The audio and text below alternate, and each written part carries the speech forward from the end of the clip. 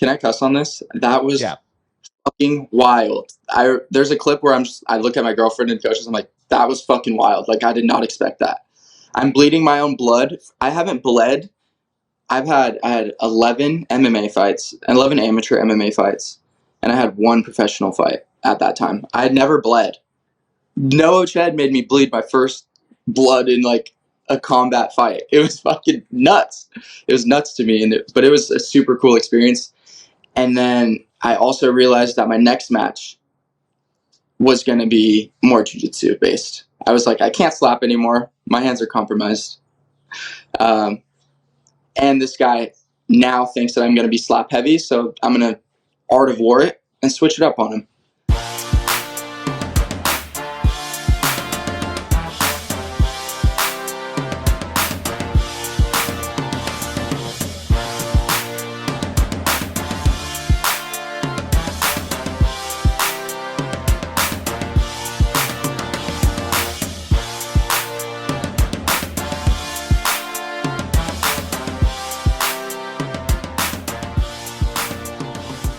What is up, everybody? It is your friendly neighborhood BJJ podcaster, Rap Esparza, coming to you with another great installment of the Grappling Hour.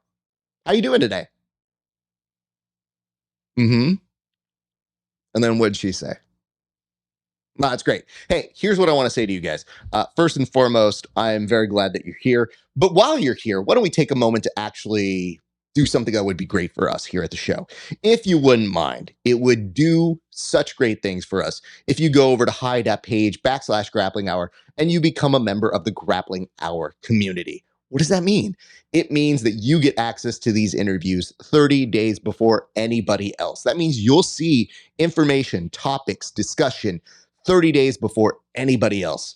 And it supports the show, which supports me, which makes me able to do fun stuff like this and get great guests like the one we have today. Now, if you pay a few extra dollars, you can see what we call our premium tier, which means you get to see extra bonus episodes, content that is only available there, extra interviews, and even some of my rolling footage, which I'll preview this and say this very kindly.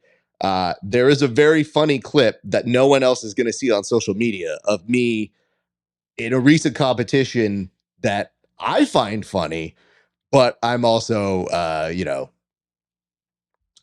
laughing at it, but it does hurt a little bit. It's more aggravating more than anything. When you see the clip, you'll understand two reasons why I'm mad if you know me well enough.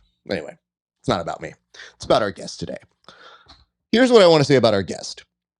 When I saw that he was going to be replacing a mutual friend of ours, Bobby Winther, I was like, man, I really wanted to see Bobby compete. Damn. Okay. Well, that's a bummer. Who's this Anthony Orozco kid? Like, what's he all about? And then I started researching, and I've recognized, I'm like, I've kind of seen him around. He's got mutual friends in the jiu-jitsu community. Yeah, his wrestling looks pretty good. Let's see what he's going to do. And then at Subversiv, he was not only wonderfully professional, wonderfully kind to everybody behind the scenes, but then he turned a switch. And once the matches were going, this man was a savage and gave us amazing combat jiu-jitsu action. Now, granted, a lot of jiu-jitsu doesn't always have memorable slaps. We're getting better. But the minute my man started connecting palm to face, it was amazing. And dare I say this, his team ended up winning the entire tournament. Now, he can't say stuff like this because his teammates may think something different, but I'll say it. I think my man here turned the momentum, and momentum is a real thing in tournaments, in his team's favor. And literally, with his back up against the wall, was able to get people rallied, excited, late at night, including his team and the crowd, which he hyped up. So I want to welcome to the show for the very first time, hopefully a new friend, because I've seen how he slaps, and I'd prefer not to be slapped by this man. But ladies and gentlemen, please welcome for the very first time on the show, one, Anthony Orozco. How are you doing, sir? I'm doing excellent. I wanted to remind you about the slap neeks as well that we behind the scenes. Let me point this out to you. Again, I told you off air, I was like, there are some parts of Subversiv I'm in charge of. I'm the guy behind the scenes day of who makes a lot of stuff happen. Having said that, that was basically baby bird dropped into my lap. And I looked at that and I said, that's pretty funny. Like, okay, but the balls on you to actually do said technique, how important was that for you to actually do? Because sometimes we say it as a joke, and I tell a lot of jokes. I definitely tell a lot of jokes to the guys I train with, but I don't do all those jokes in the middle of rolling, and that's just rolling. So how important was it for you to make that kind of a statement? Well, I was talking a big game saying that combat jiu-jitsu is such a new sport, so there's techniques that we haven't even unearthed yet. So I wanted to show that there are techniques that we haven't unearthed yet, and they work. So I was keeping my word to myself and to everyone else, you know? So I did my tornado slap neek, and yeah, I clipped it after that. It was important on so many levels. What do you attribute the creation of the I'm so sorry, what's the name of it again? That one was just a tornado slap. Okay. So It's a so slap. a slap NATO is what you referred to it as? Slap. No, yeah. Slap NATO. Okay, so I'm sorry. I'm very new to this lexicon, so you're gonna have to help this very old man who's trying to figure out. I'm sorry, what'd you call it? But yes, your slap neek. Where do you attribute this particular form or technique to, sir? Just really humbly working on my craft day in and day out, you know, before that tournament, leading up to that tournament. But yeah, I think it was just trying to come up with something funny and something flashy for a new sport and for people that I know are wanting to go there and be entertained. So that's really where it was. I just wanted to have fun and be entertaining.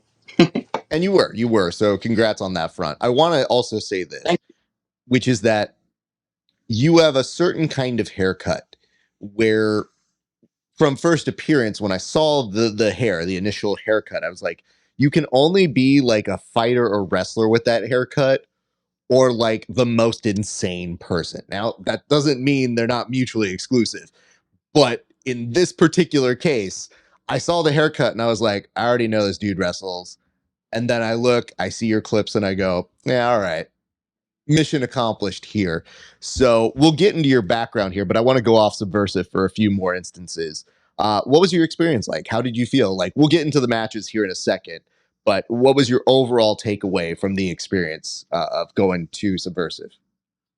Yeah, Subversive as a event was wildly amazing. It was. I said this in a comment a couple times because it really stuck out to me that it was a 3-day experience. We had a press conference, like a nice presser. We met with people. We were asked questions. We had a legit person asking us questions in front of cameras, and it was YouTube live streamed. The next day, we had an amazing turnout. It was one of the cooler venues I've ever competed in. And again, like you were talking about, the energy was actually on point from the fans. And then the third day, because we won, I got to go sit down with the behind the scenes people and get some swagoo and just have a championship meal. So it was a 3-day experience. It was one of the cooler experiences I've ever experienced. Experience. Hey, listen, it's all right. You're not getting paid by the experience. Drop in, but we could maybe talk about it in post. What I would want to say is, you mentioned the behind the scenes stuff. It's not my best moment for this reason, which is that I had promised a friend who was competing on the Subversive card, because I don't get down to San Diego all the time. But I said, hey, if I'm down there, I'm going to come train. And I was literally looking for the opportunity to do so. Going into the event, I definitely cannot train because I'm doing a lot of stuff. But the day after, I was like, hey, man, let's make it happen. I was like, are we doing it? And he's like, yeah, yeah, yeah. He had a match, took a little bit of an injury. And I was like, are, are we still training? Because like, you can tell me no, dude, it's fine. And he's just like, yeah, we'll let me message you. So the boys come over and they're like, hey man, we're gonna go to get some steak. And I go, I cannot go because I think I may have to train, sir. And I gave my word. And they're like, bro, it's a 5-course meal. And I was like, oh.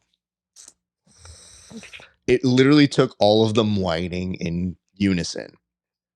And then I go, yeah, all right, fine, I'll go. And plus, my boy was like, yeah, dude, I'm not coming, man. I'm going to take a day off. And I was like, yeah, it works out. You suck. Just remember, this is a loss on your record. I'm way better than you. Okay, good. So when I go and I get to see you there and I go, oh, great, we're going to chat. No. You're in demand that day. Everybody wants a piece of your time. So I was like, I don't even get to talk to him. I was like, I would have very nicely, like 2 minutes to be like, hey, come do the show. And instead, on my way out, I'm like, hey, you're very good. Do my show or I'll haunt you in your dreams. And as I'm saying this to you, I am aware of your work, but I took it as a testament that everybody appreciated the work that you did, and that for us, it was a way to give back to you for not only being good on the mats, but for being a really, really good professional behind the scenes, because people don't see that part. People don't know that you have to carry yourself as a certain way as an athlete. And we get a lot of uh, interesting people in jiu-jitsu who kind of miss that part. So it was very cool to get to see you there and enjoying yourself. And I was very happy that you came out the next day with the group. Yeah, when I got woken up that day to that text, I was so excited. I was like, oh yeah, for sure. It's a good time to meet you guys, and it was just like really meet you guys like we're discussing. And yeah, it was really cool that you guys provided that 3-day all-encompassing thing. Yeah, don't want to use the word experience again, but You're okay. It's fine. It's a compliment. I'll take it. If you had just been like, it was an experience, I'd be like, bro, we're not doing that one anymore. it was Mamma Mia, so good. All right. We turned the man into Mario. Got it. Families, All right. and I got together with all of them for this wedding on Saturday, like what, 3 days ago. All of them are so Italian. I got one saying, I'm saying Mamma Mia now because she has Mamma Mia tattooed right here. She has rigatoni, angel hair, bow tie, and another type of pasta tattooed on her knuckles. Like, these people are. She's got the tattoo of the Italian like horn. They're. I've had a lot of old white men coming up to me, picking my brain and punching me out. Asking me if I want to wrestle. These Italians are crazy. So I'm saying Mamma Mia now. I have to ask for their safety, but you didn't take anything or any of them up on a wrestling match or gesture, did you?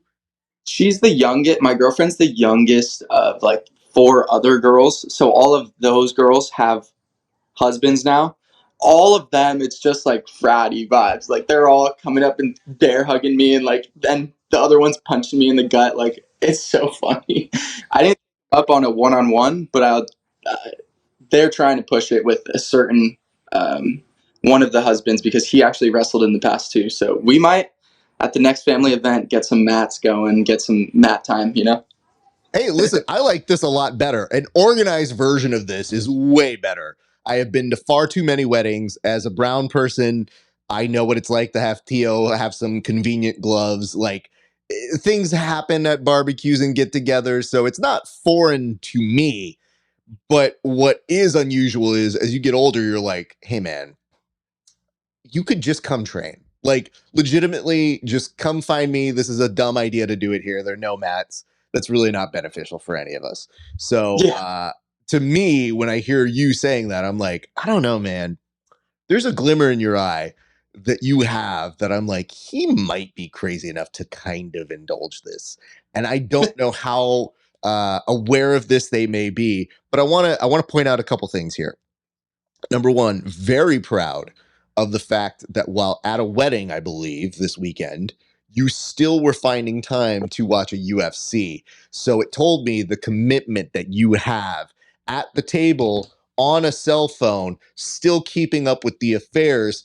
Were there any times that something was happening that conflicted and you had to put the UFC kind of down or like downplay it a little bit?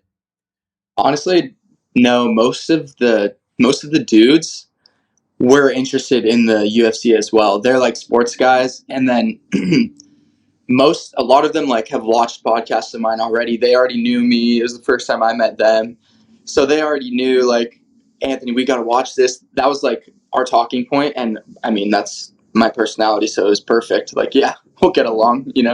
So one actually already had it up on his phone, type of thing. Like that was not even my phone. I was just surrounded by other meathead UFC fans, and I loved it. I was in my own element. I'm a It little was like disappointed now. I got to be honest. I'm a little disappointed now because I thought that you were the one to have that organization. I was going to give you the props and you the credit, but instead you were taking someone else's phone. Now I kind of put all this together, and I was like, Well, I recorded my phone. Whose phone do you think I? How do you think I got the video? that Ah, doesn't mean anything. ah.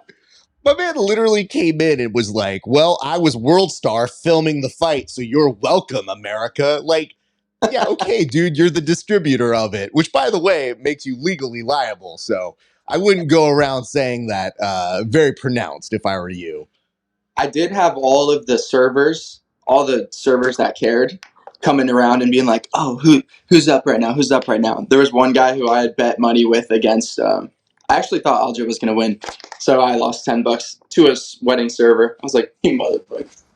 Well, first of all, it's only $10. And you know what? I think you can spare that for the good people helping this wedding run efficiently.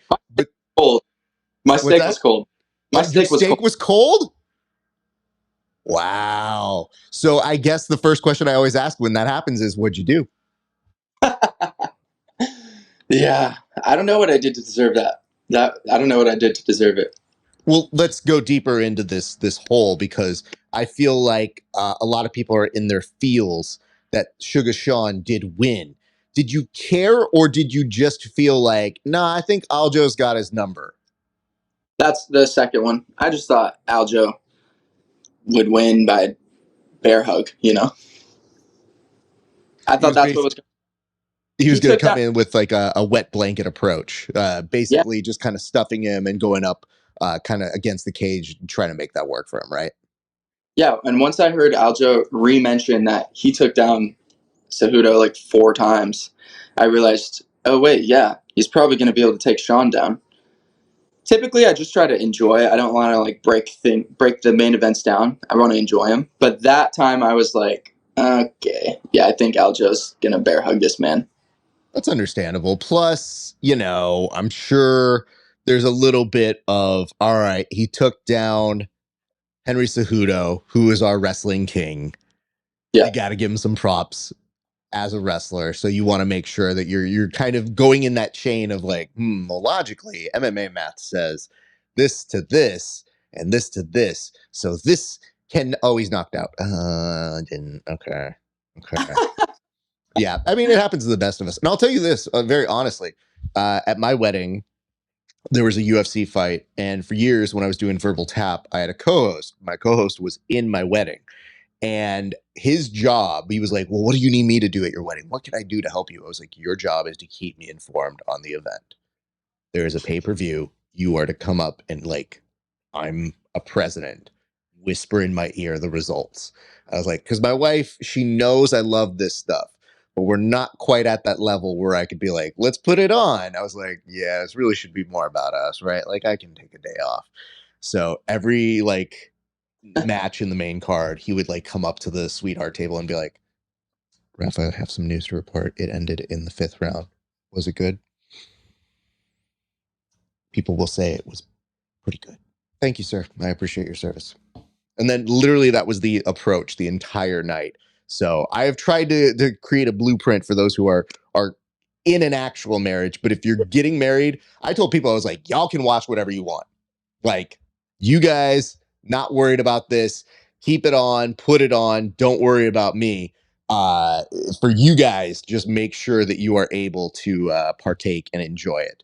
So that is something that I made sure that my guests would be able to do. But you were able to watch it, and I think that was very, very good. All right, let's kind of get into your actual subversive matches, because yeah. if memory serves me correct here, was it you and Noah Chen in the first round? Yes. Okay. Now here's the weird part. I like Noah a lot. So when I saw the two of you, I go, oh, okay. Okay. I like both these guys. So then I always have to be Switzerland. I always have to remove myself. I go, you know Yeah. what?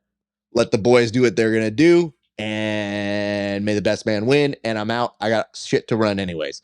So from a purely like professional and interpersonal dynamic, I was like, I know they're both good, but I do wonder how this is going to go. So tell me your recollection of the match from where you remember. Yeah, going into it, my mentality was I'm trying to knock this guy out with slaps with my open palms, just because in my preliminary interview, I had mentioned multiple times that I wanted that knockout bounty. And I also worked in an accounting firm in May this year and got let go. So I needed the money. I needed the bounty. And then, yeah, so I think going into it mentality-wise, it's nice to know that I was looking for that knockout. That's why you didn't really see jiu-jitsu in that match for me. I was really just looking to slap this guy's chin to the side and cause some whiplash and cause him to short circuit, you know? So going into that match, that's what the goal was. And then Noah, I think his goal was actually some jiu-jitsu, and then he realized that I was just going for that knockout, so he started slapping back. It was cool to see that occur, all that like occur in one moment, you know? I think one of the benefits that I've seen in the years of doing like combat jiu-jitsu stuff is the realization that a good jiu-jitsu practitioner has with their hands, where they look at it like, I can use you. Like, they have that moment in a handful of matches where they just all of a sudden it just occurs to them when they're passing guard, like, oh, and then they start hitting with that. And I think that happened with Noah. And the nice part is you have some MMA experience, you have a lot of jiu-jitsu experience and a lot of wrestling experience. So, then it's about managing all of those things to one whole package. So I could see a lot of that from you, but I also saw some showmanship there. So it looked like you were engaging the crowd. And like, I thought the two of you were well matched. And I thought, man, I had a lot of props for Noah afterwards as well. I thought that you guys put together a very solid first match for us. And so that always puts us in a good mood.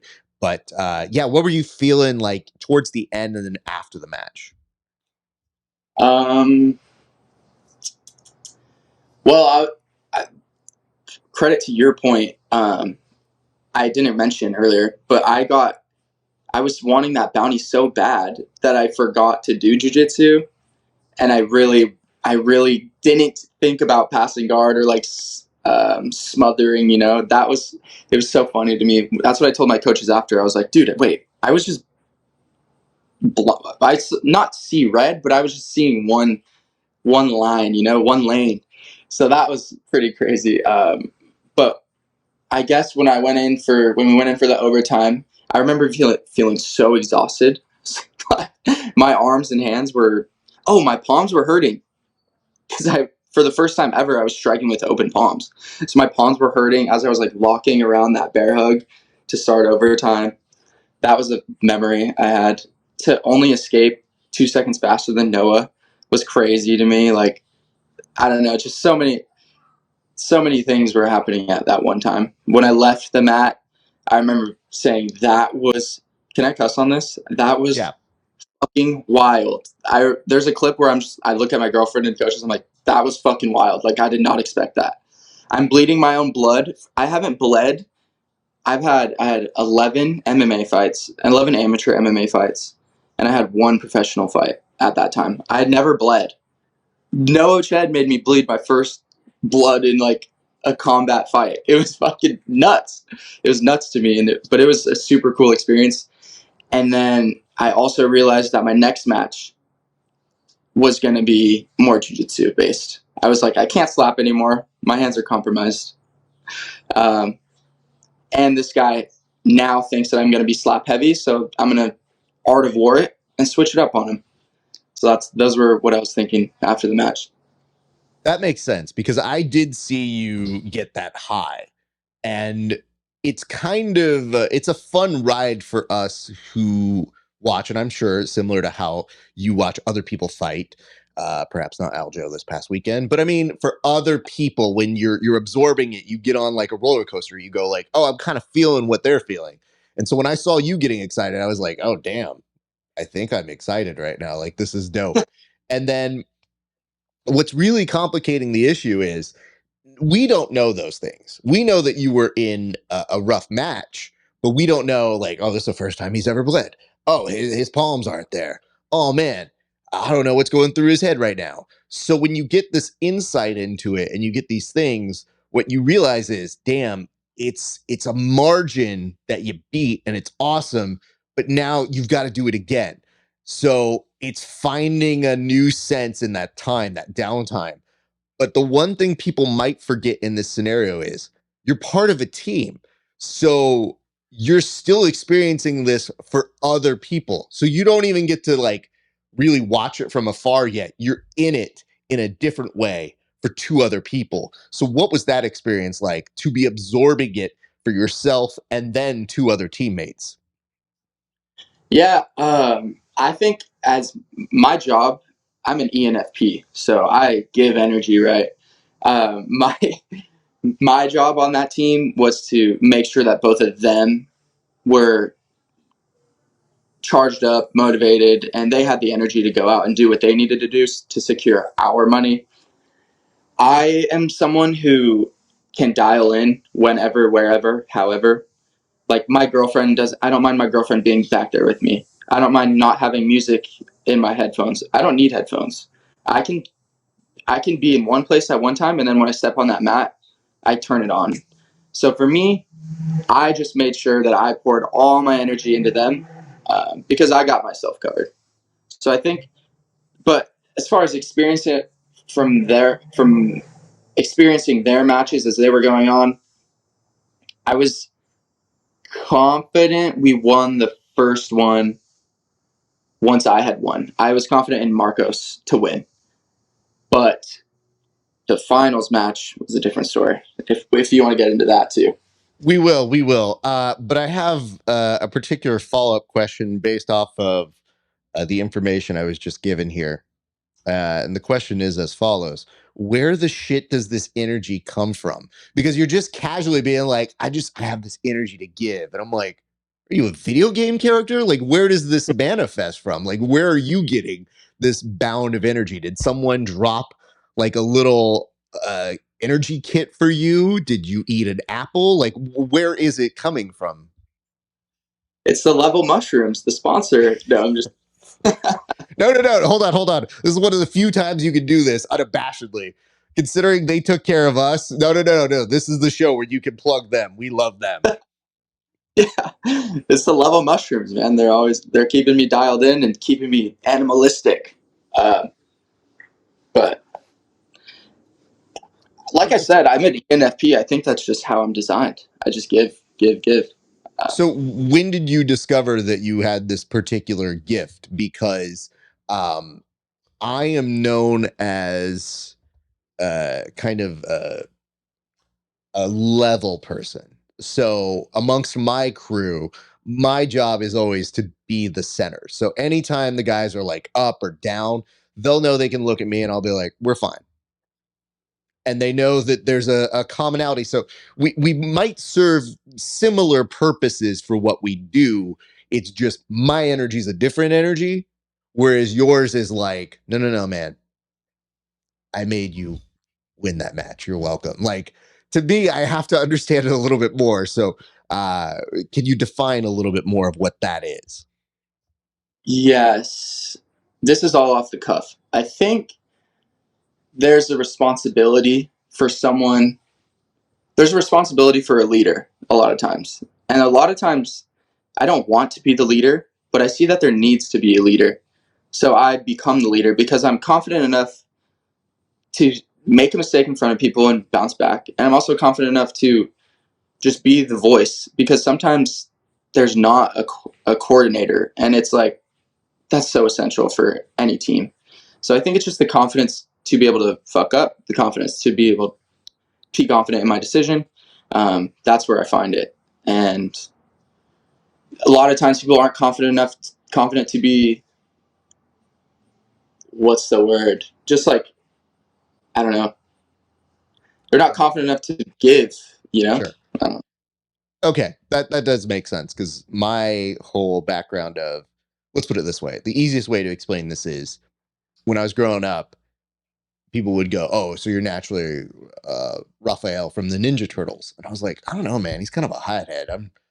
I get the rude and cool part, like that part works for me, but like I don't think I just run into a forest when I get mad at people. Like that's not really my thing." And they're like, "Well, who are you more like?" And I'm like, "Well." I'm the scientist like Donatello, but I go, I'm always the leader. And they're like, yeah. And I go, yeah, it's super boring, but the reason why is because no one else will lead the team well. So yeah, energies, I do kind of get that. It's just perhaps my stoicism to your like, hey man, no, we got this. Let's come here. Let's get ready. Let's do this. It is serving a very similar purpose of being a leader, but in different ways. So that's cool. That's very, very interesting to hear because I would not have put us in the same boat. I would not have been like, oh, he's doing this because it's similar to my approach. But I do very much understand that. Uh, you mentioned you wanted to get into the finals. Well, let's get into it. So you kind of give an assessment of where your team stands. You're looking at the finals. It's getting close to being super late. But as that's happening, you do get some recovery time. So is there any kind of moment in that recovery time where you look at your hand and you're like, it's not so bad. I think I can make this work? Or are you more so just going into that strategy of like, let's be smart. Let's just try and make this more of a jiu-jitsu thing? I think it just was never an option. My hand was hurting, so I'm not striking in this match, you know? And I also learned that the strikes really aren't doing anything. And if I can't knock Noah out with what I threw at him, I was throwing really hard and I didn't knock him out. I was like, let's just focus on position and win this match. Because I'm that much closer to 4,000. Like, I can't play with our money, you know? Absolutely. So waste energy on something that wasn't really working for me. Well, let's talk about what was working for you because I talked about momentum and I saw you off air kind of nodding your head a little bit. But to me, it was really like I was telling this to a couple people. I was like, yeah, I mean, arguably MVP because it was a rough spot. Like there was a real process of maybe not going to advance, not winning. And when that happens, you have to dig super deep as an athlete or as a competitor. So, can you talk me through any of that? Yeah, the way I was describing it, MVP for sure. I mean, both duels, team duels, we were down 1-0. So I had to win that match and I had to turn the momentum. I was against everyone, each team's momentum. I mean, that's nuts. Then I have Noah Chen. I think he's a brown belt. He's a jiu-jitsu practitioner. He's a stud at legs. I've been doing jiu-jitsu for 2 years. I wrestled for 8, so I mean, however that maths for y'all, however that PEMDAS works. But I was a little in over my head against Noah. And then I go out in the finals against, I forgot this name, his quick name. Do you remember his name? Coy? I believe so, and I'll double check that as you're looking. He's a black belt. He's under the Boogeyman. He's on the team that's supposed to win it. Their crowd is massive. That guy that I'm going against, he hosted a tournament the week before because he's a black belt stud. So I'm like, what's going on here? How did this all accumulate? And it's Anthony Orozco against him, you know? So it was a tall order, but I'm a gamer. Like I said, I turned that switch on, and I won nationals in wrestling twice. I was a 4-time All-American. I won that as a freshman, as a mere baby amongst men. Uh, just a competitor, just Himothy. It does come into play, and I think this is a fun thing that I like to tell wrestlers that I work with, which is if I teach you about 5 or 6 things that'll even the playing field, and then I go, I'm going to teach you 4. And they're like, yeah. And I was like, I still need 2. I go, I gotta have something in the back pocket. I'm getting too old now, and I kind of understand how this works. And there's a guy who I work with who's a D1 wrestler, and it's great, man. Like just watching him absorb. And when people are like, "How is he getting it so fast?" I go, "They just have a good discipline for understanding. I don't know what this is, so teach me it, and then I'm gonna work like hell to make this work in my way." And when you have that, there's a commonality that I've worked with multiple wrestlers that you do see that approach. And the really good people, like they're able to even things out to the point where that D1 wrestler gives me good rounds. And I've been doing this for decades now. Like now I'm just like, what am I doing? Like, well, Jesus Christ, like this is dumb. So when you mention your national accolades, we'll get to that in a second. But I do want to ask this because I saw the way that you looked hype, the way that you were celebrating. What were you thinking and feeling? Because that last match was even more epic, dare I say, because we had two people who looked like they were going to get into a fight, like an actual fight. And for you guys, though, it brought everybody to the mat. It made everybody interested to see how it was going to like finalize. So to me, I thought that was dope because we had what sometimes gets referred to as a big fight feel for the end of the day. And I couldn't be happier about that. So you get all super riled up and I see the energy coming from you. So what was it like to watch that last match from your perspective? Oh, it was with Marcos and his opponent, man. And Alex. I mean, photos of me up to the edge, slamming my hand. There's multiple photos of my boy, like all my family around us. It went from like 30 to 30 of their guys versus me screaming, and I'd argue that I did a good job battling them on You did. on the decibel scale.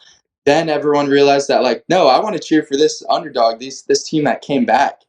Then everyone, like, each one edge of the square mat was for them, one edge was for us, and it was like a battle. It was like two gladiators going at it, and they're the big guys at the end who are also both athletic, also chippy, also characters and personalities. You know, it was picture perfect ending for us at least. And then the belt. Wow. Okay, I should probably bring up my perspective. I wasn't going to bring this one up Yeah, necessarily. dude. I'd love to hear it. All right. So, this is how you can tell there's a mix between being behind the scenes talent and talent. So, behind the scenes talent means immediately when the event's done, you go into cleanup mode. Like, I have my equipment spread out. You know, I had put up the video games, so I have to go make sure that one, the video games are still there. I'll be like, nobody better have stolen this, or else I'm fighting people. And then slowly breaking down the equipment. And then I see you, shirt off, belt on, walking around, and I go, all right, I'll go say congrats to you at some point. But I want to make sure I'm like, hey, I don't want to interject, but I don't want to have you leave without like saying it on behalf of all of us, like, hey man, good job, congrats. Because I know there's a lot of other Subversiv people working there. You got Brandon, you got Mike, you got all these guys who are also behind the scenes who are, I'm sure, going up and like saying like, good job, good job. But then you got your family. All these people are coming up to you and they're talking to you. But that belt never leaves your waist the entire time. And I thought multiple times, I was like, oh, he's gone. Ah, shit. All right, I'll send him a note when I set up this interview. No, still there. And I was like, oh, he is living his best life here. Still no shirt, still belt on, still chilling here. And at this point now, you're in casual conversation mode because most people become a different person when the belt's on them. I don't care who you are. You put a belt on you, everybody acts maybe a little bit different. Their chest gets a little bit, their posture gets a little bit, and even their stomach, they're like, oh man, my stomach's way more in shape than it was coming in. You had this pronounced peacock posture that I didn't see before. And then when I'm walking around, you now are at a point with this belt around your waist where your gestures are very conversational, like, oh yeah, I would say that is my favorite thing. And there's this. And I go, oh, so now he's a philosopher with the championship belt. We got Socrates over here. Okay, good to know. Well, you know what? I deserve that because the whole 2 days prior, I was walking around like in the shadows. I didn't have that peacock, but that's, I think, the coolest part to me. It's like someone who, like, I'm typically humble and this and that, walking around humbly, like big jacket on. I'm not flexing the whole time. I'm not doing any of that. But once I win, it's like, you didn't know it. I had it in me, did you? Remember the name. Remember the name. You didn't think I had it in me, but I did. So I think that actually occurs a lot. It's like I'm very humble, but then once I win, it's like you didn't expect that, did you? You know? But I'll be honest with you, it's not annoying. it wasn't like I was looking at you being like, this son of a bitch, I should take his title right now. I was just like, man, good for him. He's enjoying it. He should be. But there was a coined phrase that I was going around telling people, because they said, they're like, oh, did you go talk to him yet? I was like, you mean the belle of the ball? Nah, he ain't got time for me. We'll talk later. And so even when you showed up the next day, I was like, well, look who's here. The belle of the ball's here. And then they looked over and they're like, dude, I go, you know what? I don't want to ruin this. Like, I don't want to go up to him. I was like, I'm just going to give him shit when I talk to him. And that's fine. So at least he's not hearing it in a malicious way. It's more just me being like, you know what, man? I hope everybody gets to experience something like that in their lives, because not everybody wins a championship. Not everybody wins a big thing or has that many people cheering or getting wild at a certain event. So you do wish that for people, but you do know that it's fleeting. You know, winning is a drug. So if you're in it, you want to try and like, all right, I'm going to enjoy it, but I'm not going to be obnoxious. And you weren't obnoxious. So you never reached that level. I just knew, I was like, I'm going to give my man space. All right, I'll talk to him later. But that was from my like walking around and like coiling cables, like, this motherfucker's so happy. Look at him. And I just thought, I was like, you know what? I go, it's a good thing nobody gave you champagne goggles and champagne. We don't have that kind of money, but if they did, my man would be over here like an NBA playoff end and just over and with the knife and whatnot. But it was so fun to see. And I thought, like, the way I told it to people afterwards was they earned it. Like, they gave us a fun finish.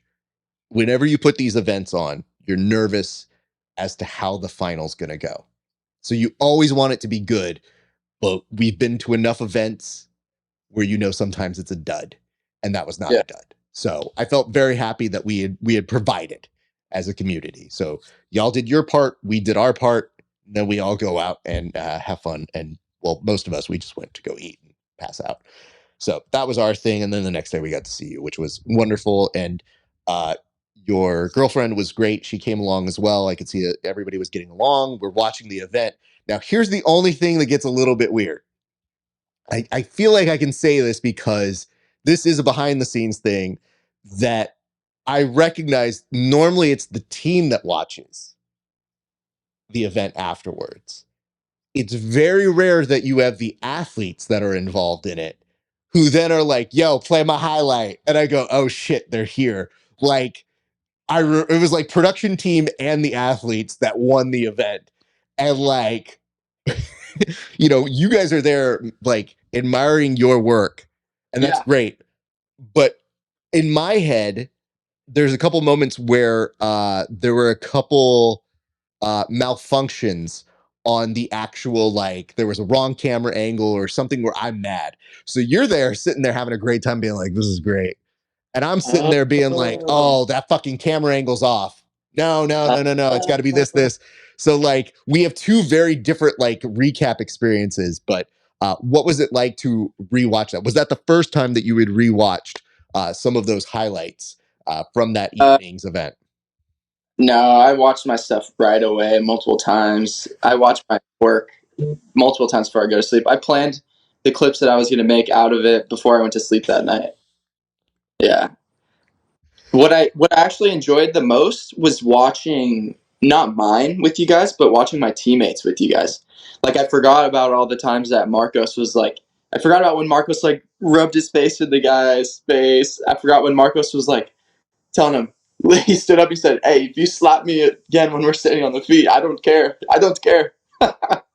Like, and I don't know that people know this, but Marcos had come over to where the production team was staying the night before and was wonderfully nice, super kind.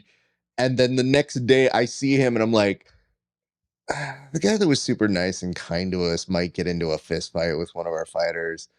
And like, I just Yeah. want to remind them that if they go down to the ground, they can slap each other, which is almost like fighting.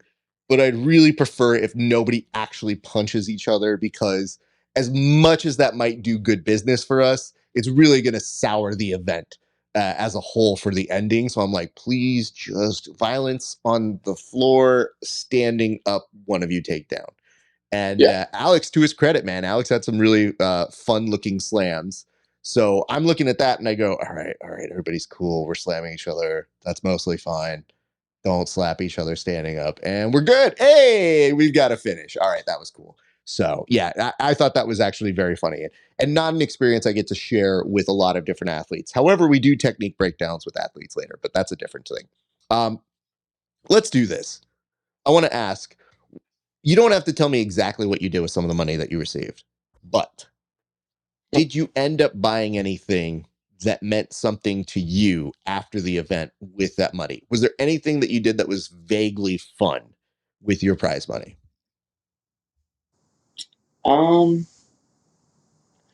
No. Noted. Okay, because I see that you mentioned a little bit earlier that you were previously working at an accounting firm, so that would account for why you don't spend your money stupidly. So now all these things seem to check off. All right, let's do this Yeah. here. Since this is your first time on the show, we do origin stories. So obviously, you start with wrestling first rather than jiu-jitsu. But let's start with wrestling. Where does wrestling enter your life, and at what age and what experiences were you having when you first started? Yeah, so wrestling wasn't on my radar until I didn't make the freshman baseball team at my high school. The only sport that I had done leading up to high school was baseball. Didn't make it, so needed to find something to do. And when I had like behavioral issues in 8th grade, the student aide who walked around during lunch was the wrestling coach, and he would always come around, and I think he just saw as a little troublemaker. So he thought like wrestling would be good for him, teach him some discipline and stuff, you know. So I had been lightly recruited by the student aide. So then I decided to join wrestling because I needed a sport. And I turned out to be pretty good as a freshman, like a little bit of talent, a little bit of body awareness, grit, you know. And that's how my wrestling career started in high school. Let's go back here for a second. Did you ever have an inkling that wrestling would be good for you? Because, for me on jiu-jitsu, I didn't really do jiu-jitsu until a little bit later. And when people were like, "Oh, you understand certain things, or you pick up on certain things," and I'm like, "Well, the brain part I get, so the chest part I can kind of play a little bit. The durability is what surprises people because I'm not particularly great at it, but I'm pretty durable, so I'm in the rounds with people for a long ass time." And they're like, "Where does that Nice. come from?" And I realized I was like, "Oh shit!" When my buddies and I used to like wrestle or grapple or like do all the stuff that you see from pro wrestling. I was like always the guy who had great defense. Like the best athlete would always be like, I can't beat you up. And then I'd be like, oh, okay, it's cool, party trick, whatever. And then cut to years later and they're like, why is your defense so good? And I was like, well, I mean, I can talk to my boy Brian Bond. He was trying to kick the shit out of me. He was 60 pounds heavier than me and it just couldn't work. So Mhm. if he couldn't beat the shit out of me, it's probably not happening for you. So they laugh and they joke about that. But do you have something similar? Because good wrestlers sometimes show hints of that, even in other sports or in things leading up to it. I think I definitely had all the energy in the world. My mom and dad told me that came out like a cannonball. So I was like a Tasmanian devil. I think it was probably the wrong choice to put me in baseball, where what I did was eat seeds, salty seeds, and drink sugary Gatorades and stand in the outfield oftentimes, or pitch or catch, which doesn't exert any energy, you know? So they always told me that I was full of energy. My dad also wrestled in like 8th grade. So he would sometimes like show me a cradle before I even like knew how to grapple. But he would be like, dude, if you can ever like grab a lock around a head and a leg, you kind of immobilize anybody. And so that he taught me how to do that. He was always super rough with it too, but that's the only thing he knew. Like rough as in like you crank the chin, you grab that thigh, and then you put your head in his hip. You break his posture, and I'm like, oh my god. So I mean, you could say like that was in my life a little bit. There was some inklings, but not until I missed it. I was not considering it up until not making the baseball team. Copy that. Okay. Yeah, that makes sense. And I Yeah. mean, I'll say this. Nobody Oh, says you. Oh, go ahead. I'm sorry. Go ahead. also, maybe there was. Maybe there's. I think there might have been more of a WWE style in my life because we had a trampoline, and I had two younger sisters. There, and I mean, once there's only so much you can do on a trampoline with yourself, like jumping, learning backflips, this and that. That's where I got some body awareness. But you can choke slam all different types of ways. Your little sisters who are down, you can do all types of things. So I was on the trampoline choke slamming my sisters a couple times. I was teaching them how to choke slam me, but I was doing the flary moves, you know. You do look like the person that would be bumping off of the walls. Like you definitely give the aura of a Shawn Michaels versus Hulk Hogan, him overexerting all of his stuff. Were you watching pro wrestling at this time? Because I mean, look, you're talking to a guy who clearly is well educated in the arts. So I was know. that there, and were you enjoying it at the time, and who were your favorites, if so?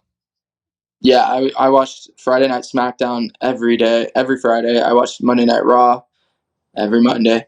Um, that was my jam for a long time. My favorites. I was actually wondering. I wanted to ask you, like, what era would this be? Like, I was all with Edge. I got a little bit of Shawn Michaels. The Miz was coming in. That's my era where I remember the most. And then also, I think Jericho was fading out. So that was my era, my like 3-4 year stint, I think. So they refer to that as the, I believe, the ruthless aggression era. So you were in that kind of John Cena was the king era, and then I'm sure you're probably looking at him being like, "Yeah, he's all right." But these other guys, okay, I like that guy, I like that guy. Um, that makes sense. Okay, okay. Yep. Here's the important question, though, that you have to ask every good wrestling fan, which is, what was your finishing move? Because if you're doing all of these moves, you have to have one or two that are kind of like your finishing moves. So, what are your preferred finishers? Sure. Probably like Batista Bomb. Okay, so now I'm starting to get a total profile of how much of a dick you were to your sisters. Because you're like, oh, I didn't just go for any move. I was going for a Batista, like a power bomb that's elevated, and then as they come down. So why that move? Because you're not a big dude. So there's only a certain amount of people you're doing that move to. So that's why when you're like, yeah, my sister's, oh, you? I don't know, man. I don't think I can do that to you. Yeah, that was just the move that like I got the tallest. I don't know. That was the highest move, the biggest. We went from uh, story 3 to 1. Like we were like, it was a visual. It was for the optics, my man. I get it. I get it. No, no, no. You're a showman. I know these things about you now. Uh, I guess I should ask this because we'll get a little more into the wrestling. But were you ever able to hit a pro wrestling move in your wrestling or jiu-jitsu career? The closest I've gotten to were the walls of Jericho. I'm like, oh, that you can actually do that in an MMA fight. You can actually submit someone like that. But I've never gotten it. I'm aware of it though. I thought about it for my pro debut, to be honest. It's really, really good optics because you do get a lot of views off of it. I will let you know this. We have a whole substack of jiu-jitsu that we call WWE BJJ. Every year we have friends of the show submit videos of them doing pro wrestling in a jiu-jitsu setting. And every year I do a championship match just for funds, shits and giggles with some of our friends. We do a whole storyline, all that sort of stuff. But what I Yeah. have to tell you is I'm not great at jujitsu, but I'm really good at this stuff because all of this is like I know how to hit a figure 4 from an ashi. I know how to hit a Boston crab to the point where yesterday we had somebody who came to our gym for the first time. He's looking to join the gym. At the end of the day, it's just me and him rolling. And I was like, "Hey man, do you want to get some rolls in? I wasn't planning to roll tonight, but you're here and it's your first day." And he goes, "Yeah, yeah." And I'm kind of testing his knowledge. I go to kind of start a footlock, but I'm not finishing. I just want to see where he moves so that I know where to keep him safe. Yeah. And he immediately tries to rechamber and hit a footlock on me, like aggressively. And I go, all right. And I get him in a Boston crab, and he goes, Is that a Boston crab? And I was like, yeah. He goes, I realized when it was happening, I didn't want to be a bitch and tap. And I was like, well, you told me you have back issues, so I didn't really want to hurt you. And he goes, fuck, dude, how do you do that? And I was like, that's the one thing I'm really good at in jiu-jitsu is I hit all the pro wrestling moves. So people have been tombstone during a roll. People have gotten crippler cross-faced. Like, I can give you some tips, my friend, that will help you realize that. That is my gift in this sport. I love that. You ever taught one? You ever had the mic going to teach a move, and they expect a real move, and then you slowly show that it's a WWE move? So when I'm teaching, I try to be a good teacher, Yeah. but I do occasionally do this, which is I'll start a move, and like a perfect example is knee on belly pressure. So I like to tell people, I'm like, hey, for your training partners, this is the knee on belly pressure I like. If you're fighting or competing, I want this one from you. And I go, but for your training partners, do this one. And if I catch you doing the other one, I'm doing that to you. So everybody be cool with each other and don't do it. And inevitably, everybody goes, hey, can I feel what it feels like to have the real aggressive one Yeah. put on me? And I go, I don't, the whole point is I'm trying to make it so that you don't have to feel that. But all of these people are masochists, so everybody wants to know what it feels like. And when that shit happens, I just look at them and I go, sure, fine. Literally, as I'm like knee into their sternum, they're like, oh my God, what? And I go, I'm done. That's all I wanted to show you. It's just my way of saying, if you're going to fight, you have to expect that. And that's not fun. So don't fight if you don't want to fight. And if you do want to fight, get used to it and then figure out how to get out of it. And they're like, yeah, okay, cool. So the same thing happens with the pro wrestling moves where I go, hey, just so you guys know, I don't want to see you do this. But if you do, I'll give you $20 if I see it. Here's an omoplata, but here's how you get a yes lock. And I'm like, and I go, make sure people can see their eyes because the eyes are the sell. And if they don't sell it, then there's no point in doing it. And so I'm like, you just want to lift up slightly. And they go, what the fuck, dude? And I was like, this is all the shit I don't do to you guys. Yeah. Like, if you ever want to realize that I'm a nice coach, this is what I do. And so occasionally they're like, can we rep it? I was like, yeah, sure, go nuts, kids, whatever you want. So I happen to teach at places where they indulge my nonsense, but they also know, they're like, yeah, you're way better at that than you are at this. And I was like, I know, it's a dumb thing. Assholes. I mean, listen, dude, I advertise it exactly as is. I don't pretend like it's anything different. It's also part of the reason why we have a couple buddies who now are starting to do pro wrestling, or we have friends who are pro wrestlers who come and train with us. And then every so often I'll be like, oh, yo, because my finisher is a sharpshooter. So it's not just the Boston Crab. It's kind of like, it's a little different to actually hit that in real life, but I have. And so for a couple of them, I'm like, hey, do you want to see how you hit this move? And they're like, are you serious? And I was like, yeah, here's how you do this. And they're like, I transition from here to here. I was like, you can take it if you want. It's all yours. And they're like, okay, sick. And I've seen a couple transitions that I go, oh, that looks pretty familiar. And my students are like, yo. And I was like, I don't know what you're talking about. I don't know. I don't know that guy. I don't know what's happening. It's So, probably easier the one leg than the two legs. For the Boston Crab's probably more difficult, but you can manage one leg easier. no, actually, Boston Crab is actually much easier from, uh, so I'll send you a video of this a little bit later. Yeah. But essentially it is this. You're going for a belly down footlock. So what ends up happening is if you reap and you get a triangle over that reap, what ends up happening is they're going to go out like you're doing a heel hook. Once they start turning off of the heel hook, you put your weight down, your hips down on that foot. You use the other foot to trap it. It gives you time to like old man get up. Now you're not like me, so you could probably get up fairly fast. But for me, it takes a minute, and then Yeah. you can grab, and you at least have one single leg crab and you can finish off that. I just always like to tell people, I'm like, you're choosing your own destiny. Do you want to tap now or do you want to tap later? And I prefer if you tap to the belly down footlock, but if you don't, I'm still going to take it. And with a couple of our guys, if I get the finish and I don't get the actual like posed photo, because I have like recordings of like all my training, I'm like, hey man, nah, this is for the gram, dude. I'm sorry, man. But the sharpshooter, it's a little bit trickier, but there's a little way you can do it, and I have a variation that's not quite perfect, but like it looks cool as fuck. Send me the video for sure. So Yeah. then I'll be able to. I guarantee I'll hit it if there's details in there that I can learn. I'll hit it for sure. you will become the first fighter sponsored by the Grappling Hour if you do hit it. So I should warn you though, it's not much money, so you're not getting much, but it will be dope that you'll get plenty of play. No, here's the good news. I do know that our good friend Bobby was talking to us about getting together at some point, and I was saying we should do a beer one, but I was like, you should come train. I will spend as long as needed until I'm like, you're gonna drill this, you motherfucker, until you get this right. So we're gonna make this happen.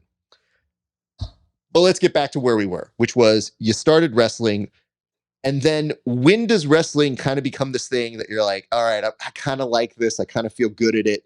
Like, what is clicking for you first? Like, do you remember like the first thing in wrestling that was like coming to you naturally?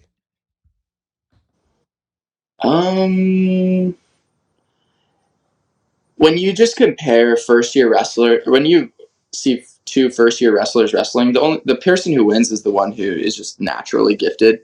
So I was cream of the crop of the freshman group because I was just naturally gifted. Once I jumped levels from freshman to like varsity, I was getting creamed.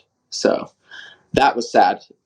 What I realized was there was a better school nearby that I would eventually transfer to. And once I transferred, that's when I realized this is something that can get me to college. This is something that I love to do. This is something that keeps me out of trouble. This is for me, right? So I transferred junior or like in between sophomore and junior year. So I had two more years to actually make it happen with all those four things in mind. And when I transferred, that's when it got serious, you know? And that's when I decided, yeah, this is going to pay for my college career. Never would have imagined this is where I end up, though. What a wild thing. What a wild ride. Talk to me about your run on winning your first national championship because in a different field, I ended up doing speech and debate. I did pretty well on a national level. I bet. Thanks. But what I recognized is that for us on the speaking side, it's a mental fuck of a game. And it's without being physical. Now, I played sports for 11 years of my life. Nothing challenged me more than doing the speaking part because it took all my physicality out. So all the years I had spent being like, I'm an athlete, we got this, we got this. And people were like, yeah, what if somebody just doesn't like you? And you go, well, scoreboard. And they're like, yeah, it doesn't matter. You got to get used to this. So mentality became a very important thing to me at that time. So I've always wondered for really gritty wrestlers, what was it like for that championship run for you? And what do you feel was able to make that difference? Because you mentioned you recognized very early on, yeah, it's kind of early, naturally gifted is really good, but to exceed at a national level, different ballgame. Yeah. My first year of college, I actually went to a school in Kansas. That school I chose because it was the only school interested in me. I had to go there.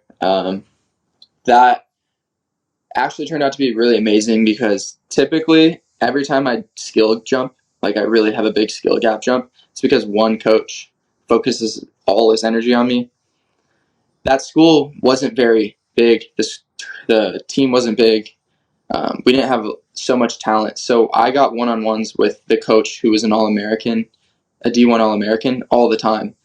So he gave me all his tools he had. And I went from someone who senior year of high school placed 8th in California State to 1 year later placed 4th at nationals.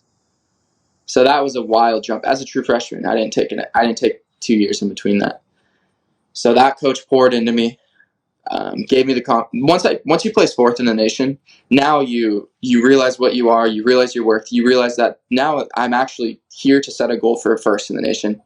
So sophomore year, my goal was 1st in the nation. Someone derails me, triple overtime at nationals in the semis, broken. I'm in my singlet, broken, physically like broken, mentally broken. As I'm in my singlet, my white singlet, I walk outside crying into this. I'm in Des Moines, Iowa. I sit in the snow, just feel so sorry for myself, watching my tears fall and warm up the snow, and it hollows out. Like, it just keeps going deeper, you know, the tears.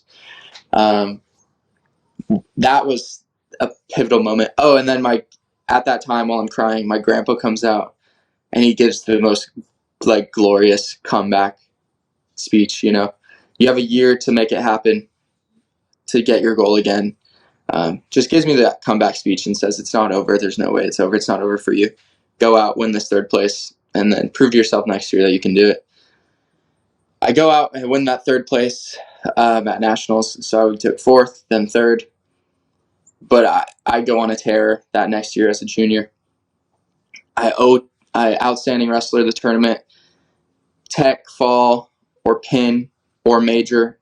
Everybody in the bracket in the finals. I had the biggest score gap between two champions. I won 10-2.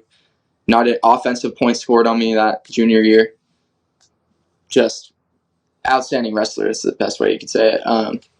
But that sophomore year loss was really what catapulted me my next 2 years to win that national title.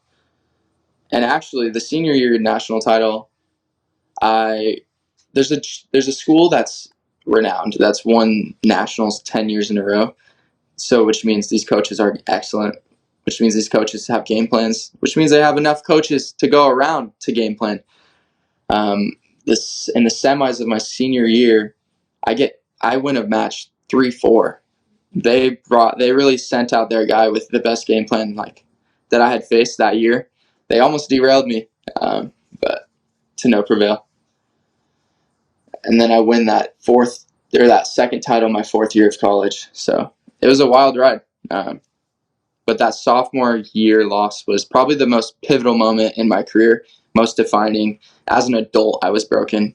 I had lost matches and cried as a kid, but as an adult, where I remember that moment so clearly, like that's one of the most defining moments. And that was it. Yeah. I feel you. I've been going through a lot of my stuff at home. We're selling my childhood home, and I've found old photos and awards. And what I decided to do was we do like a video game segment at the gym where guys play video games, and then I decided to give my old trophies as the trophies. So I'm like, hey, congrats, you took second place in persuasive speaking, and you won a little league championship. And they're like, dude, these are old. And I was like, I've been around for a while, guys. And one of the kids came up to me and he goes, hey, coach, I don't think I can take that trophy from you. You worked really hard for that second place. And I was like, no, kid, that's a first place. Don't disrespect me like that. And he's like, and I go, no. If you don't take it, it's going in the trash. And he's like, but, and I go, it happened a long time ago, man. Like, I'm good. And so I told him, I'm like, I'm throwing out these, but don't get me wrong. I'm keeping the national ones. The national and the state ones, that's a different beast. And you guys will never touch those. I go, that's different. And so our gym owner, he likes to roast back and he just goes, man, you ain't win shit. And I was like, what are you talking about? I was like, sir, have you won anything on a national level? If you can, please show it to me. Because I did it multiple times. And he was like, yeah, I got some trophies I won as a kid. And I was like, no, different. You said as a kid. There's nothing quite like being broken as an adult, competing in something that is essentially a game. And then being told as an adult and being like, why do I care so much about this game? This is so stupid. And then realizing, like, shit, there's high stakes. It's way different. When you're a kid, you lose, you're probably going to cry even if you win. Yeah. Here, you're just like, I don't know. Oh, did we win? And it's almost like an exhausted relief of like, thank God. All right, let's go fucking eat. People are like, are you excited you won? Yeah, I expected to win, but also I'm very hungry and tired. So let's, yeah, give me stuff. So in those competitions, the debate ones, speech. it's subjective. So you don't really know you win until they announce it, right? So the way it works is they do it open, prelims, then they go down to quarters. So it's 24. So it's that you go from hundreds of participants down to 24 people. Sometimes maybe even 1,000. I think it's high hundreds, but wow. Definitely you have to qualify just to get there. So it's already weeded out a number of bad people or people who are maybe sometimes really good but didn't quite get it in that event. And you can do multiple events. So on the speech side, it's prepared speeches, and there's different forms: informative, persuasive, after dinner speaking, which is kind of funny, and communication analysis. Then there's like acting kind of ones, and then there's impromptu or extemporaneous ones. I did a lot of them. And when I would work that way, I'd just be like, all right, cool. I'm going to try and be like overall best at like a number of these things. And I did really well in pretty much everything. I at least broke on a national level in every event I competed in. So I was like, all right, dope. I feel like I can go compete. I can go do this. Man, it is grueling though when somebody would be like, you were perfect. I don't like your topic. Fourth in the round. And you're like, I can't be any better. So that's why as an athlete, you get used to I scored a goal. We win. I scored goal. We win. In wrestling, sometimes if you don't get something called for you, you go, wait. No, that's not the rules. The rules say that I did this. So there's a little bit of interpretation, right? Now imagine that interpretation being the entire judgment and no scoreboard. And you go to yourself like, I'm undeniable in this round, but because you don't agree with this or you don't think I made the point eloquently enough, you're going to go with somebody else who maybe flubbed, who maybe did this. And that shit will like keep you up at night. So that's where I learned, like, when these guys are coming up to me and they're competing in speech or in jiu-jitsu or MMA now, I'm kind of like, hey man, I've been there, dude, in a very different form. But I understand when I talk to them, similar to the way I'm sure your grandpa talked to you. It's like, okay, let's say you're a really good person and you're trying to get to ADCC and you go to trials and you don't make it. What's the first thing I'll probably say to you if you didn't win that day? What'd you do wrong? Right. But the first thing I'm actually going to say is, because before we can even get to that point, is what? Are you not good at jiu-jitsu? And they're like, no, I'm like, no, I suck in this. And you go like, no, you don't. They only pick one person. You think all these other people suck. So if you can't get past this one thing, we don't need to talk because you shouldn't be competing at this level. Number two, now we get to what'd you do wrong? Because if I can't win with that mental activity up here, then we don't need to talk. Like, then it's just going to be me saying, like, go win Naga, go win a local competition. And that's why right now, when I'm doing my like local fun little competitions, I'm in a great mood. I'm just like, dude, this is not stressed. It's just, let's get some intel. Let's have some fun. Let's do some stuff. And I think the nice part about competing when you're old is that you end up getting very excited that other people made the division for you. So like all the old people in the masters divisions are like, hey man, thanks for taking a week off, dude. I appreciate you. You know, like as opposed to like any other experience I've ever had. Like I've never had this many people get excited just to see each other. And even my buddy who walloped me at the most recent competition, I like the first time I see him, I like walked up to him and I was like, he's like massaging me and be like, hey man, how you doing? I'm like, he's trying to get in my head. Fuck this guy. And then like I turn around, I'm like, hey man, what's up? My guy trying to kill me? And he's like, no, I'm not trying to kill you. And I'm like, I don't believe you. I think you want to kill me, bro. And so we laugh about it. And then afterwards, like, dude, he flips his switch, similar to you. Like, he's so like relaxed and chilled. And then when he's out there, he's a different person. To the point where he was telling me, he's like, dude, you're strong. And I was like, fuck off, dude. No, I'm not. You're strong. And I told him, I was like, dude, you tried to put your bald head into my face to stop a sweep. And he just looked at me and he goes, oh, dude, I blacked out. I don't remember any of that. And I was like, yeah, I know. You're not the same nice guy that I was talking to who was massaging me 20 minutes ago. I was like, now you're a fucking killer. And he's just like, oh, dude. So to me, I'm like, dude, that's so much more fun to me now to be in that space. But I also have sympathy and recognize, like, man, it's not easy to be there. It's a lot of checking in on yourself. It's a lot of getting used to consistency and boring and having that become the norm. And then maybe you reap the benefit of it, and then if you don't, like reassessing what the next thing is. So one of the nice parts is you mentioned having this big team. I was a part of a big team that won nationals for the first time in its 30 years, and then I was a part of a big team that had the money to buy expensive talent and brought me in as a coach. So I went from, we don't have their resources, but we beat them, to, oh, now we have all the blue chip kids in the nation. So if we don't win, it's actually considered a problem. So being on Mm. both sides of those things is great, except when you get these blue chip kids who are out of high school, they come up to you and they're like, hey, I already win. And you go, great. And they're like, yeah, we're just going to beat this other team. And I was like, not always. I was like, you can listen to what I say, but just remember, I beat you on a budget. So do you want to win or do you want to be a child? And they'd be like, win.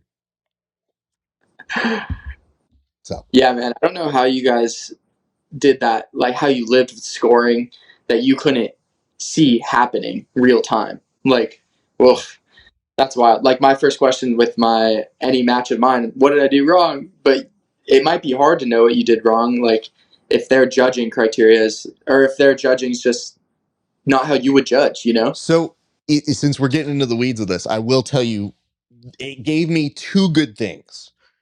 The first was, yes, you don't see a real time score. But think of it like an MMA. You don't see the real time score per se if you're an athlete in the event. You kind of get told at the end and you're like 20, 30. Like, what?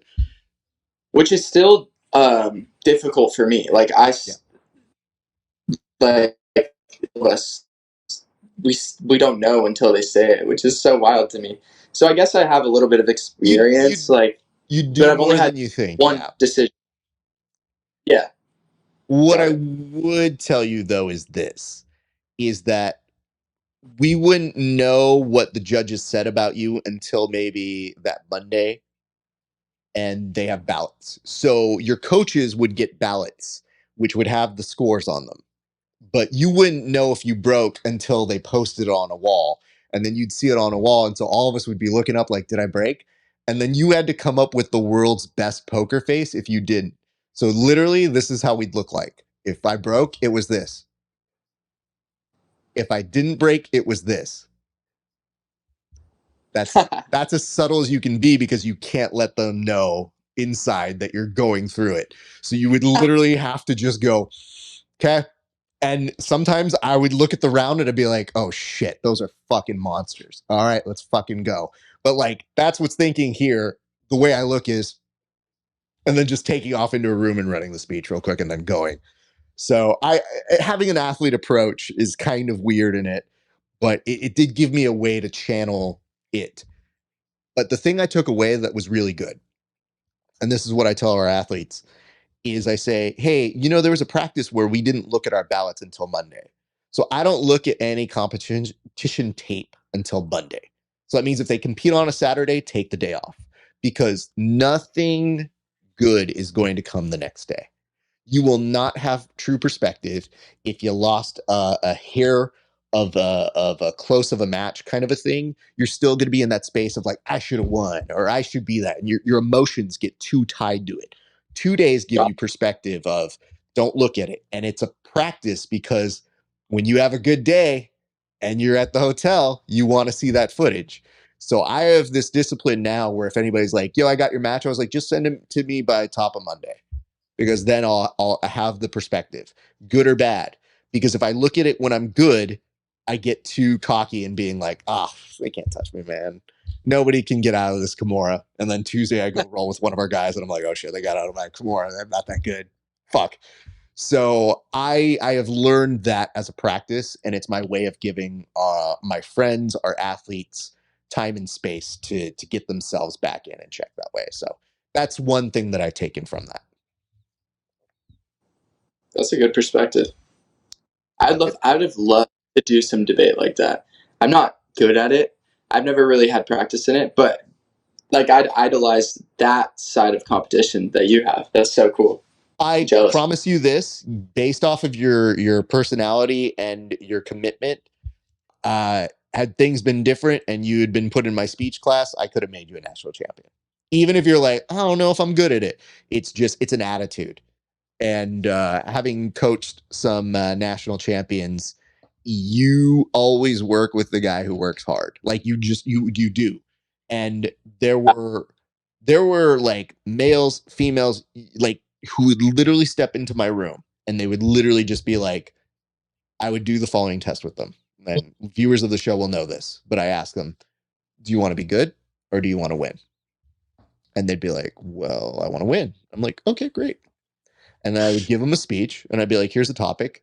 This topic will win. It's very sexy. People like that topic. It's very critical right now. The people were like, well, I want to be good. I was like, great. We're going to find you a topic that resonates with you. It might take a little more time, but it's not going to be the one that's sexy that just everybody goes, ooh, I want to win with that. And I want to hear that. It's going to take a lot more finesse.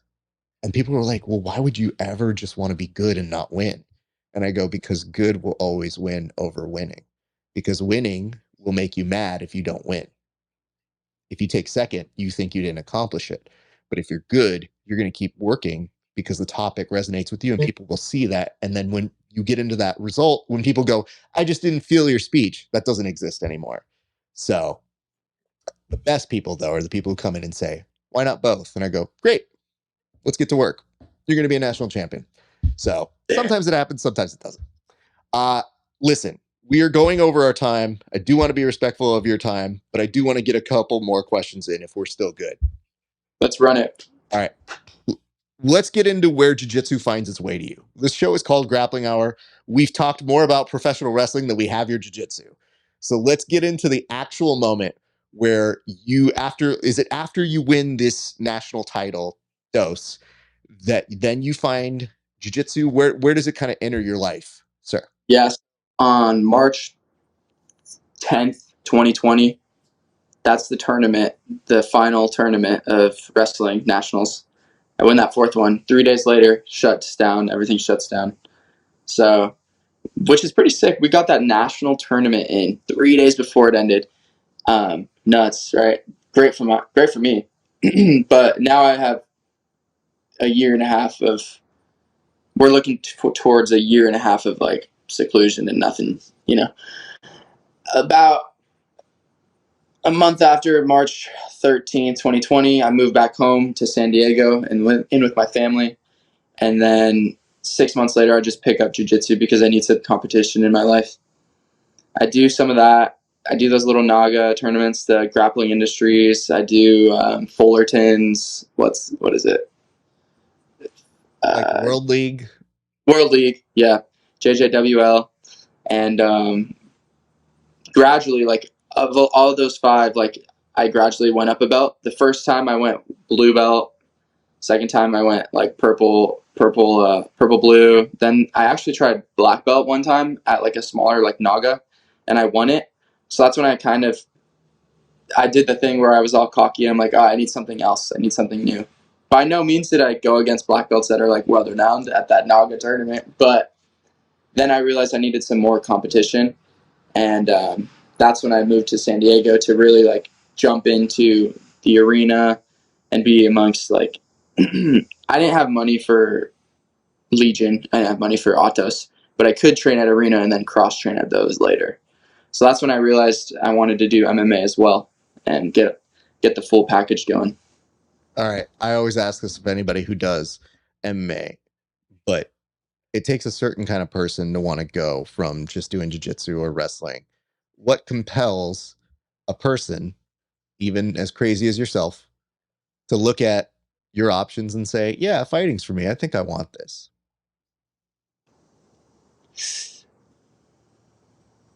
I think I needed more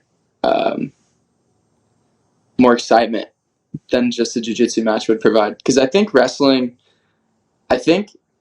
I was wrestling at such a high caliber that those matches were all big and they produced a lot of excitement. The jiu-jitsu world leagues, or like the smaller ones, the smaller jiu-jitsu ones that I was doing, weren't producing the excitement. So I thought, where can I get this? Where can I get this feeling again? So I decided to sign up for my first MMA fight before I had ever sparred or trained at a gym. And I signed up for an MMA fight like October 29th, 2021. I signed up for that October 1st.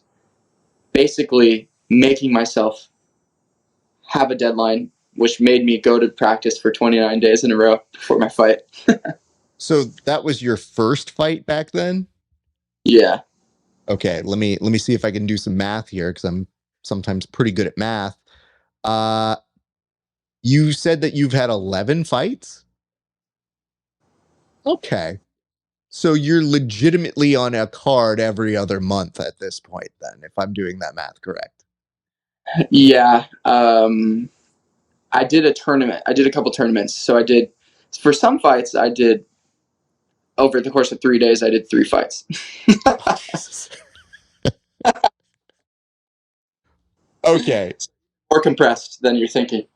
Okay, just making sure, because that doesn't make it better. I want to make sure that No, you understand. That doesn't make it like, oh, okay, that's a reasonable thing. We're good here. yeah, Case closed. no. Okay, okay. Let me ask this then, because this is a natural progression of it, and then we're going to backtrack. But Yeah. it's easy to, in your brain, if you're this kind of competitive and you're looking for that rush, find your way into wanting to compete maybe once or twice in a fight. What keeps you doing it? What motivates you to want to keep fighting? What motivates me to want to keep fighting? It's, for me, it's just a lifestyle of pursuing the mixed martial arts is just so compelling to want to pursue. Trying to perfect something that can't be perfected. I always say this. I say this nowadays. Like, imagine you push someone up against a cage and you have a single leg. I have so many options. Do I lift him up and I put him down? Do I decide to branch away, create a frame, an elbow, or do I decide to pull his head down for a guillotine? Like, there's so many options, and that's the thing that I like to do. I like to get good at all those, and then realize that there's other ones that I don't even know yet. It's just that. It's just. I mean, in life, for me, I tell everybody, you have to have mini goals. You have to set mini goals.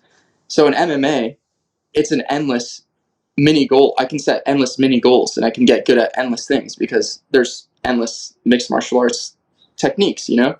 So for me, it's just it keeps me on track and it keeps me focused and it keeps my mind right. It's a good mentality. I always ask this of everybody, and we may have kind of waddled past it a little bit. And what do you keep doing this for? Like, legitimately, it looks like you're pulling like on a string every 2 seconds for this thing. Like it looks like a hand clapper that's happening underneath you. I have like sweat dripping down my belly. I'm in Illinois. Illinois. No, I'm in Illinois and it's like pretty humid out here. I'm right It by is the humid, lake. yeah. It's a beautiful spot, but it's hot. I understand that. Okay. The So, question I always like oh, to ask. really? Yeah, I'm just cooling off.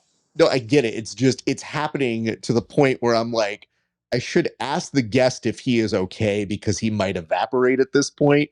Because you've been doing, like, the first couple times, I'm like, all right, I'm just gonna let it go. On the 40th time here, I'm like, do you need a second? Do you need a Southern lady fan that you can kind of like, I've caught the vapors, sir. Like, if you need that, that's fine. We can give you some time, sir. No, it's good. All right. The question I have for you is that we ask everybody is, when did you know that you fell in love with grappling? Now, obviously, that can include wrestling, but to go from doing jiu-jitsu to signing up for these tournaments to doing MMA, what you are finding it now is as a career. So where do you find a love and passion for grappling in itself? And do you kind of know when that happens, and when does it happen? I've always been in love with it, but this is a cool question because I was thinking about this the other day. I'm actually finding a new love for it at this moment because I'm finding a thirst for this grappling. I'm making a name for myself in San Diego. San Diego is what? There's 3 locations where jiu-jitsu is like popping off right now: Austin, SD, and then New York or something. But San Diego, there's so much talent here. There's so much talent here, and now that I'm imagining myself being the UFC champion in a couple years. To be a UFC champion nowadays, you need to be good at everything. So I'm going to face black belts. I'm going to face black belts. I have to get my rounds in with Keenan when I can. I have to get my rounds in with Sloan. I have to get my rounds in with Bradley. I have to get my rounds in with Bradley's friends, Dubious Dom. You know, I have to get my rounds in with Robert Winter. So I'm finding that there's an upper echelon of jiu-jitsu that I'm kind of uncovering, and I'm peeking through right now. I'm just opening up that door and really falling in love with the jiu-jitsu that I need to have in order to be the UFC champ, you know? So there's just a new love growing right now. I love hearing that, man, because most people always say it in past tense. whenever I ask that question. You're one of the first guests to talk about it in a present tense, which is, I'm finding it now. Like I recognize it's happening now. And I think you're right. I think a large part of that is because you're in the room with this high tier talent and you're not just offering them nothing. If anything, even if you didn't have your wrestling, you'd have great movement. But the fact that you have wrestling is a good premium for a lot of these jiu-jitsu nerds that don't know how to do a takedown. All right. But what I do find is, being in that room is going to continue to elevate you. And especially if you have those very ambitious goals, being around those folks who have been very successful at this will bring new things out of you that you probably didn't even know you had in you. And we saw some of that at Subversiv. And I think that's part of the reason why we wanted to talk here. Anthony, I'm not going to continue dragging you here forever, but what's really nice about you is you are as advertised. You're an engaging person. You're super nice. You obviously are a great competitor. And I love hearing what you kind of have envisioned for yourself, because if you stay on your grind, I can very much see those things happening for you. So just continue doing it, continue being a beast. Normally, whenever we end an interview, we like to give you an opportunity to shout out your team or anybody that you want to give a quick mention of how they helped you get ready for Subversiv and beyond. And then I also want to give you an opportunity to shout out any sponsors you have, none the least of our good friends over at Super Rare, which, by the way, I don't know if we can make this work, but Super Rare, you guys want to give me anything? Come on. Listen, this dude's only somewhat good looking. This dude right here. Come on. This is the real host. You want the broadcaster. This dude's going to get on pretty real quick. I've seen him get slapped. He's bled his own blood. This guy's never bled his own blood. So I'm just saying, you don't have to worry about your merchandise getting mixed up. But sir, the floor is all yours. Well, I just want to thank you for this podcast. It was so fun today. I'm excited for the next round over some beers. I'll bring you a hot chip so you can eat a hot chip challenge or something. Hold on. No. Don't do that to me. Listen, bro, I want to be very clear. My dad had a really high tolerance. So for years, I have thought I was kind of like a pussy. I didn't think I had a real tolerance. And it's only recently that I've started realizing, like, oh, I can kind of put away some like hot sauce, like some like hot items.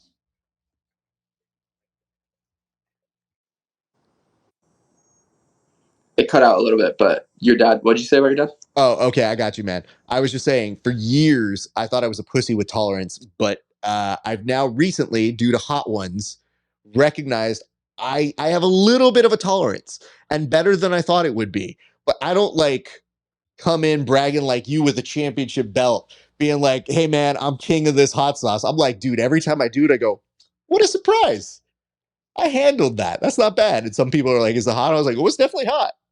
So like I don't over brag. I definitely undersell on that. So I don't know if I'm ready for a hot chip. But what we'll do, and I'll let you get back to your shout outs.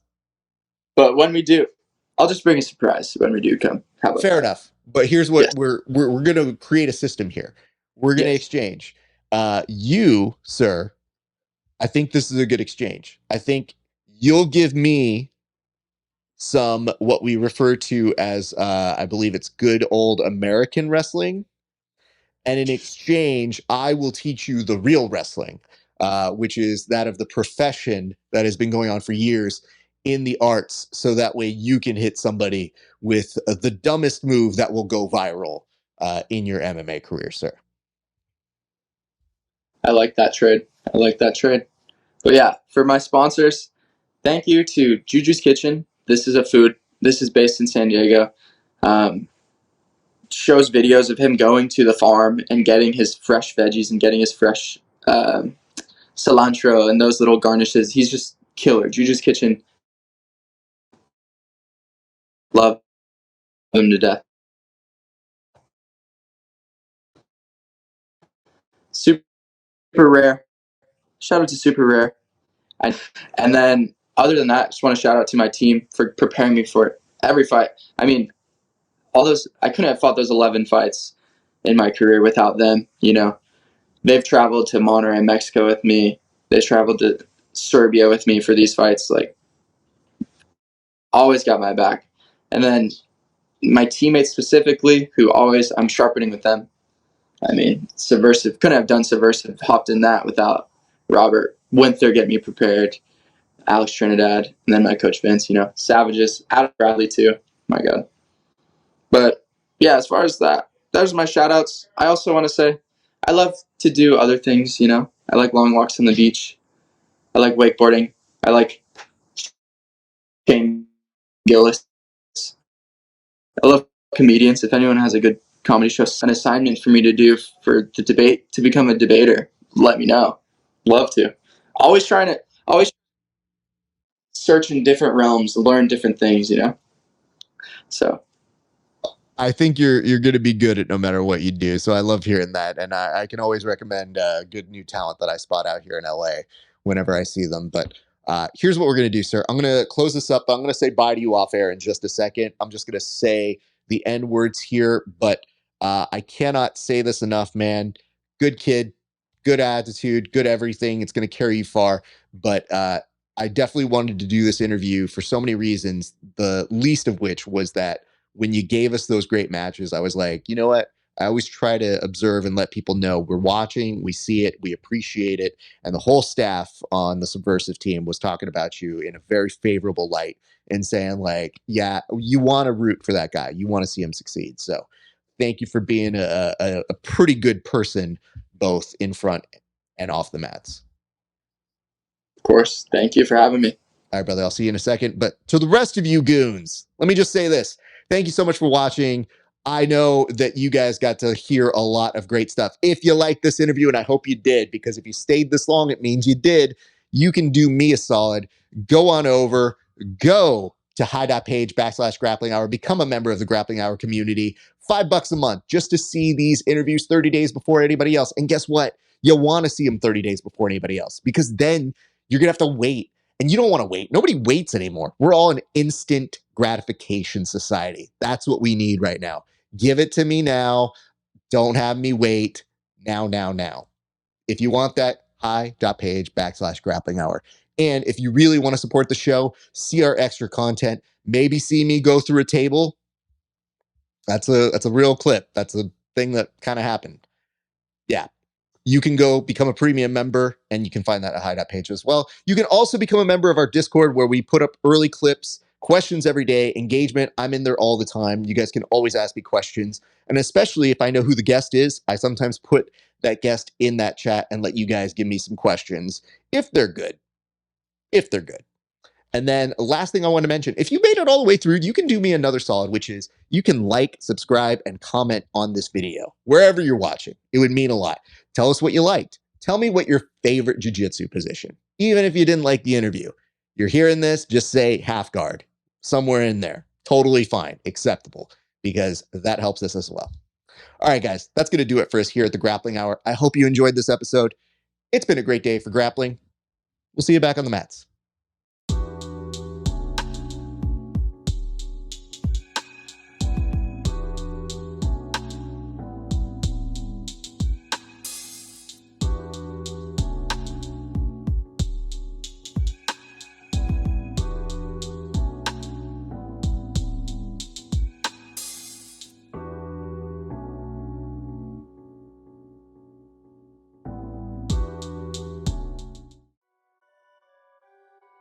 Perfect.